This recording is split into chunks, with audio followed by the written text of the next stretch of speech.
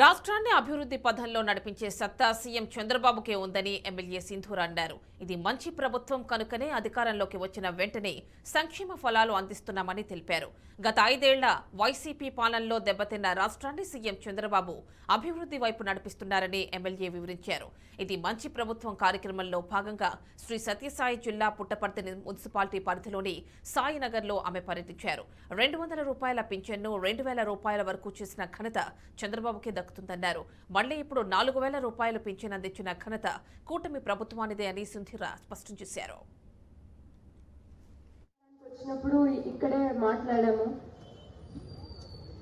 చాలా హామీలు కూడా ఇచ్చి వెళ్ళాను. ఆ రోజు చాలా మంది సరిగా నమ్మలేదు, నిజంగానే జరుగుతాయా లేదా అనేది చాలా మంది అనుకున్నారు. కానీ ఈ 100 రోజులు ఏం జరిగాయో ఒకసారి మీకు అందరికీ చెప్పుకోవాలి. రాగానే పెన్షన్లు 3000 నుంచి 4000 పెంచి చంద్రబాబు నాయుడు గారు చెప్పిన మాట తూచబెట్టకుండా చేసి పెట్టారు. మొదటి నెల అరియర్స్ తో పాటు 7000 రూపాయలు అందజేశారు. మొదటి సంతకమే ఇంత అప్పుల పాలైన రాష్ట్రంలో ఇలాంటిది ఒకటి జరుగుతుందా అనేది అందరూ అనుకున్నారు. గత 5 సంవత్సరాల ప్రభుత్వం కూడా మనం చూసాము. 2000 నుంచి 3000 చేసేకి 5 సంవత్సరాలు పట్టింది వాళ్ళకి. కానీ ఇప్పుడున్న ఆర్థిక పరిస్థితి చూసుకొని కూడా ఎక్కడిస్తారో అనుకొని మేము కూడా డౌట్ పడ్డాం. కానీ చంద్రబాబు నాయుడు గారు ఆయన మాట నిలబెట్టుకున్నారు అనే దానికి ఇదే లైవ్ ఎగ్జాంపుల్. ఆయన ఏదైనా చెప్పారు అంటే ఖచ్చితంగా చేసి చూపిస్తారు అనే దానికి పెన్షన్లదే మెయిన్. రాగానే 7000 ఇవ్వడము, తర్వాత 2 నెలలు కూడా గడిచిపోయాయి. 4000 చొప్పున తీసుకున్నారు. నెక్స్ట్ నెల వచ్చింది, 4వ నెల కూడా వచ్చేస్తుంది. 1వ తారీఖు మళ్ళీ అందరూ రెడీగా ఉంది. ఖచ్చితంగా మనం ఆ అప్పుల నుంచి బయటపడి కొంచెం పాజిటివ్ స్టేట్ డెవలప్మెంట్ వైపు వెళ్తాము అనేది దానికి ఇదే లైవ్ ఎగ్జాంపుల్స్. ఇప్పుడు ఇన్ని పెన్షన్లు, ఇన్ని రాయితీలు ఎక్కడ లేవని చెప్పి సందర్భంగా మీకు గుర్తు చేస్తున్నారు.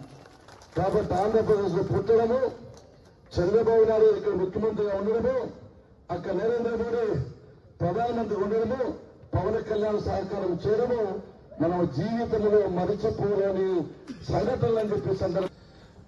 అందరం ఒక్కసారి స్వర్గీయ నందమూరి తారక రామారావు గారిని తలుచుకోవాలి. ఆ మహానుభావుడు ఎక్కడున్నాడో, ఆ యుగ పురుషుడు, అవతార పురుషుడు, ఆయన ఎవరు మర్చిపోకూడదు.